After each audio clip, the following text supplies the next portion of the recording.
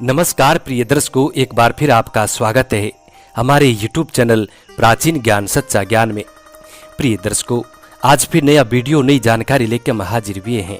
दर्शकों, आज की जो कहानी है, आज का जो प्रसंग है, बड़ा मोटिवेशनल है और बड़ा ज्ञानवर्धक है। प्रिय दर्शकों, आज के इस वीडियो में आप जानेंगे कि प्राचीन समय के राजा और रानियों की इश्क की कहानी। रानियां और राजकुमारियां गुलाम को दिल देने की अजीब दास्तां। प्रिय दर्शकों, प्राचीन काल समय से ही इश्क अमर हो गया है। एक ऐसे इश्क की दास्तां हम आपको सुनाने जा रहे हैं। इस वीडियो में आपको 4 ऐसी कहानियां सुनने को मिलेंगी जो कि आपका दिल को दहला देंगी। प्रिय दर्शकों, प्यार करने वाले लोगों के लिए आज की ये कहानी बड़ी रोचक है और बड़ी प्रेरणादायक भी है। इसलिए इस वीडियो को आप अंत तक देखिएगा ताकि आपको संपूर्ण जानकारी हासिल हो। प्रिय दर्शकों, किसी ने ठीक कहा है कि इश्क अंधा होता है। ये जाति पात ऊंच नीच कुछ नहीं देखता है। इतिहास के पन्नों में तमाम प्रकार की ऐसी कहानियां हैं जो इश्क में पाबंदियों से परे बनाती है।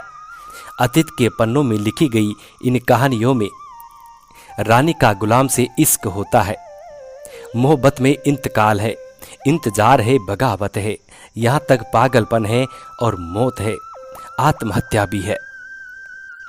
प्रिय दर्शकों, मोहब्बत भी बड़ी अजीब चीज होती है। जब यह होती है तो सब कुछ भुला देती है। ये हम नहीं कह रहे हैं, इतिहास में तमाम ऐसी कहानियां हैं जो इस बात को सही साबित करती हैं। और ये कहानियां चीख चीख कर इस बात की गवाही देती हैं कि मोहब्बत बड़ी अजीब चीज होती है। ये ऊंच नीच जाति पाति कुछ नहीं देखती है। अतीत के पन्नों में दर्ज तमाम ऐसी कहानियां हैं जो ये चीख चीख कर बता रही हैं कि प्यार में कोई बड़ा, कोई छोटा, कोई ऊंचा नीचा नहीं होता है। जब इश्क होता है तो सिर्फ इश्क ही होता है। इतिहास की प्रेम की दास्तानों में कुर्बानियां हैं, जिद है, पागलपन है। कहानियों में जिंदगी से बढ़कर मोहब्बत है। इतिहास में दर्ज कुछ कहानियों को हम आज बताने जा रहे हैं जो आपको रोमांचित करेंगी। ये कहानियां राजा रानियों व नवाबों व गुलामों के प्यार की दास्तां कहती है। प्रिय दर्शकों, जब कोई राजकुमारी या फिर जब कोई रानी किसी गुलाम से मोहब्बत कर बैठती है तो प्रिय दर्शकों, वो मंजर कैसा होता होगा, वो दृश्य कैसा होता होगा जिस वक्त कोई राजकुमारी अपने गुलाम से प्रेम करती है या फिर कोई रानी अपने गुलाम से प्रेम कर लेती है। वीडियो शुरू करने से पहले जो लोग हमसे नए जुड़े हैं वो लोग हमारे चैनल को सब्सक्राइब करें, बेल आइकन ऑन करें, अच्छे अच्छे कमेंट किया करें ताकि हर आने वाले वीडियो का नोटिफिकेशन सबसे पहले आपको मिले और प्रिय दर्शकों, आप उसका फायदा उठा सकें। शुरू करते हैं प्रिय दर्शकों आज की ये प्यारी सी कहानी, ये प्यारा सा वीडियो। प्रिय दर्शकों, पहली कहानी उत्तर प्रदेश के कन्नौज जिले की है। इस दिलचस्प प्रेम कहानी का जिक्र इतिहास के पन्नों में है। ये कहानी कन्नौज की रानी संयुक्ता और महाराजा पृथ्वीराज की है। पृथ्वीराज चाहते थे कि संयुक्ता का स्वयंवर हो, लेकिन संयुक्ता का पिता खिलाफ थे। इसके बाद पृथ्वीराज का इश्क परवान चढ़ा और पृथ्वीराज ने संयुक्ता को भगा ले जाने की योजना बनाई। हालांकि बाद में अफगान आक्रमण में युद्ध हारने के बाद चौहान की मृत्यु हो गई और उसके बाद संयुक्ता ने अपने प्रेमी की याद में आत्महत्या कर ली। प्रिय दर्शकों, दूसरी कहानी में एक हसीना है जो एक विवाहित मर्द को दिल दे बैठती है। ये कहानी खूबसूरत राजकुमारी व एक शादीशुदा मर्द की है। खूबसूरत राजकुमारी जिसका नाम मूमल है। मूमल का दिल एक शादीशुदा नौजवान महेंद्र पर आ गया।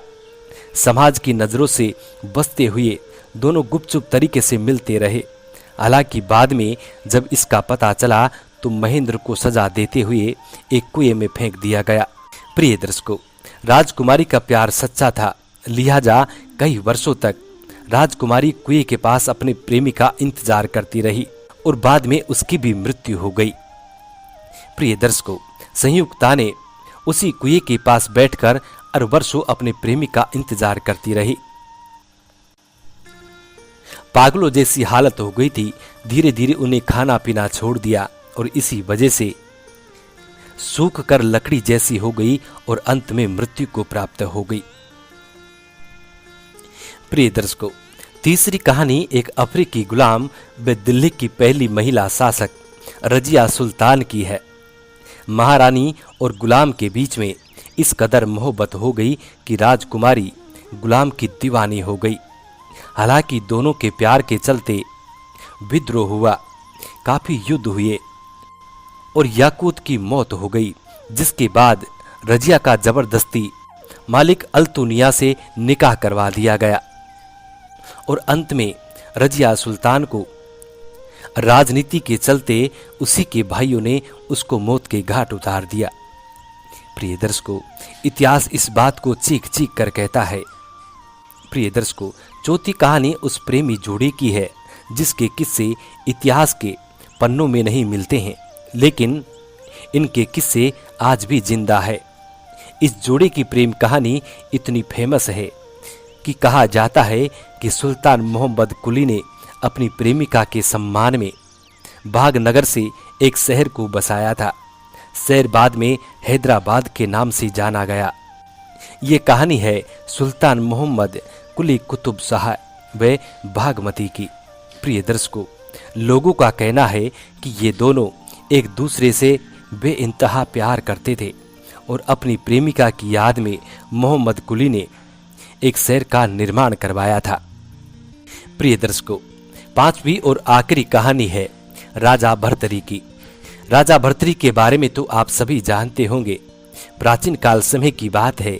राजा भर्तरी की पत्नी, जिनका नाम पिंगला बताया जाता है, उन्होंने भी अपने एक घोड़े के चरवादार से अपने नौकर से इश्क लड़ा लिया और उससे इश्क होने के बाद अपने पति को धोखा देने लगी। प्रिय दर्शकों, जब राजा भर्तरी के छोटे भाई विक्रमादित्य को इस बात का पता चलता है कि उनकी भाभी एक घोड़े के चरवादार से प्रेम करती है, उससे इश्क लड़ाती है और उसके भैया को धोखा दे रही है, तो प्रिय दर्शकों, ये बात जब रानी पिंगला को भी पता चल जाती है तो वो अपने देवर को अपने रास्ते से हटाने की ठान लेती है। और जब राजा भर्तरी तपस्या करके अपने महलों को लौटता है तो प्रिय दर्शकों, अपने पति के सामने त्रिया चरित्र का ड्रामा रचने लग जाती है। कहने लगती है कि तुम्हारे छोटे भाई ने मुझे छेड़ा है, मुझे जबरदस्ती मेरी इज्जत लूटने की कोशिश की है। इस तरीके से अपने पति को भड़का देती है। जब राजा भर्तरी को अपनी पत्नी की बातों पर विश्वास हो जाता है तो वो अपने छोटे भाई विक्रमादित्य को पहले तो कोड़ों से मरवाता है और उसके बाद अपने नगर से बाहर भेज देता है। प्रिय दर्शकों, उसके बाद गुरु गोरखनाथ भगवान की कृपा से राजा भर्तरी को अपनी रानी पिंगला और अपने छोटे भाई वीर विक्रमादित्य की सच्चाई का मालूम चलता है। जब राजा विक्रमादित्य को इस बात का मालूम चलता है कि दोषी उनका भाई नहीं, उनकी पत्नी रानी पिंगला है, सारा दोष उनकी रानी का है, उनका भाई बिल्कुल निर्दोष है, तो प्रिय दर्शकों, अब राजा भर्तरी फूट फूट कर रोते हैं और अंत में अपनी रानी पिंगला और अपने राजपाट को छोड़कर सन्यासी बन जाते हैं, गुरु गोरखनाथ के शिष्य बन जाते हैं और जंगलों में जाकर घनघोर तपस्या करते हैं, अपने भाई को सजा देने का प्रायश्चित करते हैं। प्रिय दर्शकों, इतिहास बार बार इन चीजों को दोहराता रहा है। इसीलिए कहते हैं कि इश्क अंधा होता है। जब राजा महाराजे जैसे एक छोटे मोटे नौकर चाकर से प्रेम कर सकते हैं तो प्रिय दर्शकों, आम आदमी की तो औकात भी क्या है। आम आदमी तो किसी से भी प्रेम कर सकता है, लेकिन जिन लोगों की इतनी मान प्रतिष्ठा हुआ करती थी, लोग उनकी चरण पूजा करते थे, ऐसे लोग भी अपने नौकरों से इश्क लड़ाया करते थे। इसलिए प्यार करने वाले सदा अमर रहते हैं। प्रिय दर्शकों, शास्त्र इस बात को चीख चीख कर कहता है कि प्यार किसी खुदा से कम नहीं होता है। जो अपनी मोहब्बत की इज्जत करता है, अपनी मोहब्बत की कदर करता है, उसका प्यार, उसकी मोहब्बत एक दिन जरूर परवान चढ़ती है। प्रिय दर्शकों, आज की स्टोरी यहाँ समाप्त होती है। हम उम्मीद करते हैं कि आज का ये वीडियो आप लोगों को बेहद पसंद आया होगा और इस कहानी से आप ढेर सारी प्रेरणाएं लेंगे। मिलते हैं प्रिय दर्शकों आने वाले नेक्स्ट वीडियो में। तब तक अपना ख्याल रखें। जी नमस्कार, धन्यवाद।